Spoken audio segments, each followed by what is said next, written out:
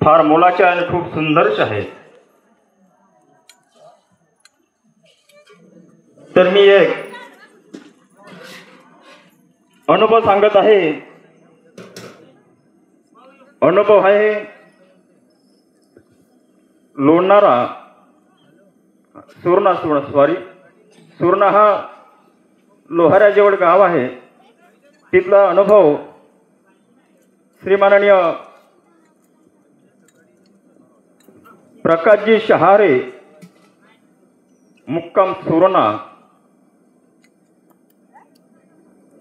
मार्गात येण्या अगोदर त्यांच्या परिवारामध्ये दुःख काय होते. सेवकांनी शांतता ऐका. प्रकाशजी शहारे मार्गात येण्या अगोदर त्यांचा परिवार सुखी समाधानाने चालू लागला. परंतु काही लोकांना बघावले नाही. लोक म्हणजे आपले हे जाणते, आपण जो वैद म्हणतो, त्यांना बघावले नाही. तर प्रकाशजी शहारे यांच्या प्रकृतीला बिघाड आला. तब्येत बिघडली. तब्येत बिघडल्यानंतर वैदवाणी घुमून राहिले. काही उपाय केला पण आराम काही पडत नाही. तब्येत उलटी जास्त वाढत चालली. काय करा काय समजत नाही.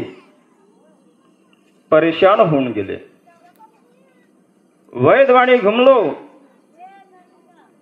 पण आराम एकही पडत नाही.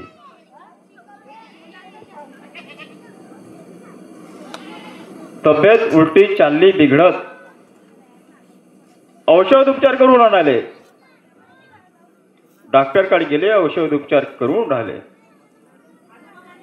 पण त्या औषध उपचारामध्ये काही यश मिळत नाही.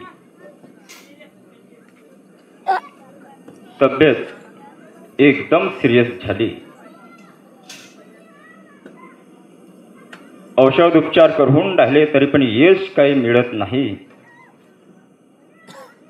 तब्येत बिलकुल सिरियस झाली. तेव्हा प्रकाशजी शहारे खूप रडत आहेत की भगवंता, मीनं असं काय केलं. एवढ्या देवाची पूजा केलो, नवस केलो, पण हे दुःख माझ्या मागे का म्हणून आले.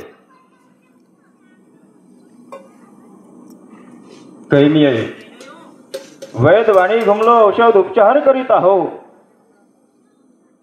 पण मला यश काही मिळत नाही. मी आता मरण्याच्या दारामध्ये लागलो आहे.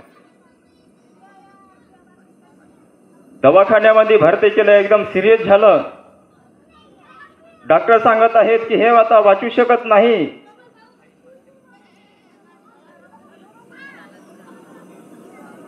याला ठेवून काही फायदा नाही, तर तुम्ही यांना घरी घेऊन जा. पण त्यांच्या परिवार, शहारेंचा परिवार, त्यांच्याही मनाला संतुष्ट झालं नाही. त्या दवाखान्यातून सुट्टी काढली तर शहारेचे एकदम बेहोश म्हणून दुसऱ्या डॉक्टरकडे ऍडमिट केलं. दुसऱ्या दवाखान्यामध्ये ऍडमिट केलं. डॉक्टरांनी ट्रीटमेंट वगैरे केलं ना. डॉक्टर सांगत आहेत की हे पेशंट वाचू शकत नाही. तुमचे जे एवढे नातेवाईक आहेत त्या नातेवाईकांना बोलवा आणि त्यांना सांगा शेवटची भेट म्हणून तुम्ही घ्या. नातेवाईकांना बातमी कळली की तुम्ही शेवटच्या भेटीसाठी या. प्रकाश हे वाचू शकत नाही. त्यांची बहीण